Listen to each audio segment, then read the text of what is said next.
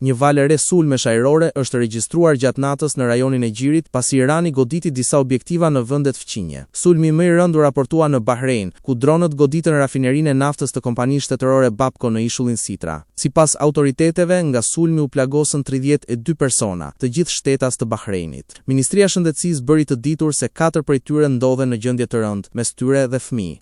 Kompania Bapco konfirmoi goditjen në rafinerinë që përpunon rreth 405.000 fuçi naftë në ditë, por theksoi se në objekt nuk pati viktima. Pas sulmit, kompania shpalli gjendjen e forcës madhore, një procedurë ligjore që lejon pezullimin e përkohshëm të detyrimeve kontraktuale për shkak të rrethanave të jashtëzakonshme. Ngjarja ka ndikuar edhe në tregjet ndërkombëtare ku çmimi i naftës ka kaluar nivelin e $100 për fuçi për herë të parë në 4 vjet. Ndërkohë, shpërthime janë raportuar edhe në Doha, kryeqytetin e Katarit. Ministria e Mbrojtjes Katarit njoftoi se sistemet e mbrojtjes ajrore kanë ndërhyrë për të ndaluar një sulm me raketa që synonte kryeqytetin. Edhe Arabia Saudite raportoi tentativa sulmesh me dron. Autoritetet saudite deklaruan se mbrojtja ajrore ka shkatruar 2 valë dronësh që kishin në shënjestër fushën e naftës Shaibah Oil Field në juglindje të vendit. Në Emiratet e Bashkuara Arabe, autoritetet e menaxhimit të krizave bën të ditur se sistemet e mbrojtjes ajrore reaguan ndaj një kërcënimi me raketa. Ministria e Jashtme publikoi pamje ku shihen dron iranian që neutralizohen nga sistemet kundërajrore. Sulme të tjera me raketa dhe dron u raportuan edhe në Kuwait. Ndërkohë, në Irak, mbrojtja ajrore rrëzoi një dron që po i afrohej Victoria Base, një kompleks ushtarak i operuar nga Shtetet e Bashkuara të Amerikës pranë aeroportit ndërkombëtar të Bagdadit. Këto zhvillime vijnë në një kohë kur tensionet në rajonin e Gjirit janë rritur ndjeshëm, ndërsa sulmet konsiderohen pjesë e një fushate më të gjerë hakmarrjeje të Iranit në rajon.